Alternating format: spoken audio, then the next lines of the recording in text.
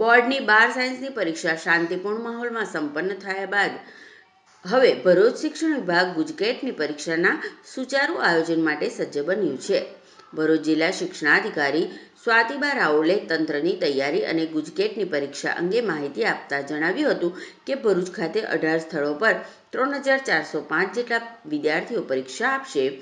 1611 ગુજરાતી માધ્યમ, 1762 અંગ્રેજી માધ્યમ, 32 હિન્દી માધ્યમવાળા વિદ્યાર્થીઓનો સમાવેશ થાય છે.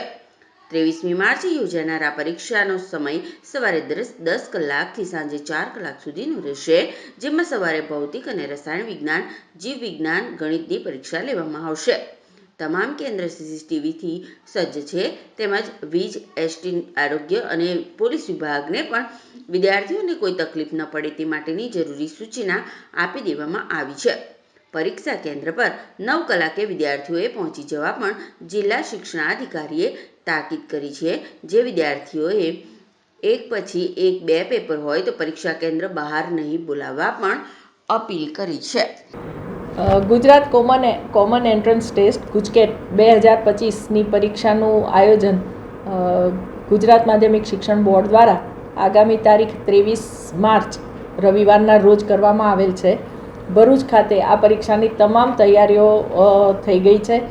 ભરૂચમાં કુલ 18 કેન્દ્રો ઉપર આ પરીક્ષા લેવામાં આવશે. 18 કેન્દ્રોમાં વિદ્યાર્થી સંખ્યા 3405 છે, જે પૈકી 1611 વિદ્યાર્થીઓ ગુજરાતી માધ્યમમાં આ પરીક્ષા આપશે અને 1762 વિદ્યાર્થીઓ અંગ્રેજી માધ્યમમાં આ પરીક્ષા આપવાના છે. હિન્દી માધ્યમના 32 વિદ્યાર્થીઓ છે અને તમામ કેન્દ્ર સંચાલકો સાથે અને માનનીય કલેક્ટર સાહેબની અધ્યક્ષતામાં તમામ એજન્સીઓ સાથે મિટિંગ થઈ ગઈ છે, જેમાં કલેક્ટર શ્રી દ્વારા સૂચના આપી દેવામાં આવેલ છે કે પરીક્ષા દરમિયાન ક્યાંય વીજ પુરવઠો ખોરવાય નહીં, બાળકોને ટ્રાન્સપોર્ટેશનમાં બસના કારણે પરીક્ષામાં મોડું થાય, વિલંબ થાય, ઘરે પહોંચવામાં મોડું થાય તે સુનિશ્ચિત કરવા માટે ટ્રાન્સપોર્ટેશન વિભાગને પણ સૂચના આપી દેવામાં આવેલી છે. ટ્રાફિકનું નિયમન માટે એસપી કચેરીને પણ જાણ કરી દેવામાં આવેલી છે અને તમામ તૈયારીઓ સંપૂર્ણ થઈ ગઈ છે. મેડિકલની ટીમ પણ ઉનાળાની સખત ગરમીને ધ્યાને લઈ અને ટીમ પણ દરેક કેન્દ્ર ઉપર ઉપસ્થિત રહેવાની છે. વિદ્યાર્થીઓને ખાસ સૂચના આપવાની છે કે 3 પ્રશ્નપત્રો છે. સવારે ભૌતિક વિજ્ઞાન અને રસાયણ વિજ્ઞાનનું પેપર લેવામાં આવશે, જેનો સમય 10 થી 12નો છે. જીવ વિજ્ઞાનનું પ્રશ્નપત્ર બપોરે 1 થી 2નું છે, 1 કલાકનું છે.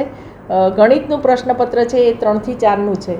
ગુજકેટની પરીક્ષા દ્વારા વિદ્યાર્થીઓ વિવિધ એન્જિનિયરિંગ ફિલ્ડમાં અને ફાર્મસીમાં પ્રવેશની પાત્રતા મેળવશે. ખાસ જે વિદ્યાર્થીઓને બિલ્ડિંગ બદલવાનું થાય છે, માત્ર 3 કે 4 વિદ્યાર્થીઓ જ એવા છે જેમને બિલ્ડિંગ બદલવાનું થાય છે પેપર માટે, તો એ વિદ્યાર્થીઓને વાલીને બોલાવી અને એમને જે બિલ્ડિંગ બદલવાનું છે એ બંને સ્કૂલોની મુલાકાત કરાવી દેવામાં આવી છે. બીજી ખાસ સૂચના વિદ્યાર્થીઓને આપવાની છે અને વાલીઓને પણ મારી વિનંતી છે કે જે વિદ્યાર્થીઓને સળંગ 2 પેપર આપવાના છે એ વિદ્યાર્થીઓને કેમ્પસ નહીં છોડવા દેવા અમે સૂચના આપી છે. એટલે વાલીઓને અમારી આ સૂચના પરત્વે સહકાર આપવા ખાસ મારી વિનંતી છે કે બાળકોને બહાર બોલાવી અને એમને જમાડવા લઈ જવા કે એમને નાસ્તો કરાવવા માટે બહુ આગ્રહ ન રાખવો, જેથી અમારે બાળકોનું વારંવાર ચેકિંગ ન કરવું પડે. જે બાળકોને 10 વાગ્યાનું પેપર છે અને પછી સીધું 3 વાગ્યાનું પેપર છે એ બાળકોને કેમ્પસ છોડવા માટે અમે પરમિશન આપેલી છે. બોર્ડની પરીક્ષાની જેમ આ પરીક્ષામાં પણ બાળકોને કોઈ જ ડિજિટલ ગેજેટ કે ડિવાઇસ લઈ જવાનું નથી. મોબાઈલ, સ્માર્ટ વોચ કે કોઈ પણ પ્રકારનું હિયરિંગ એડ કશું જ એમણે પરીક્ષામાં પોતાની સાથે લઈ જવાનું નથી. એના ઉપર સંપૂર્ણ બાન છે.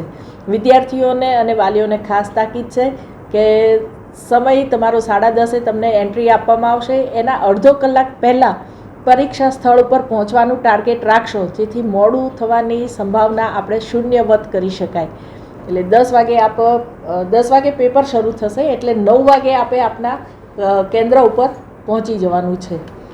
અને સીસીટીવીનું રેકોર્ડિંગ સતત ચાલતું હોય છે, એટલે વિદ્યાર્થીઓને પ્રામાણિકતાથી અને નિષ્ઠાથી પરીક્ષા આપવા માટે પણ હું અનુરોધ કરું છું. અને તમામ ગુજકેટની પરીક્ષા આપનાર તમામ વિદ્યાર્થીઓને મારા તરફથી શુભેચ્છાઓ પાઠવું છું. સરસ રીતે પરીક્ષાઓ આપો. ધન્યવાદ.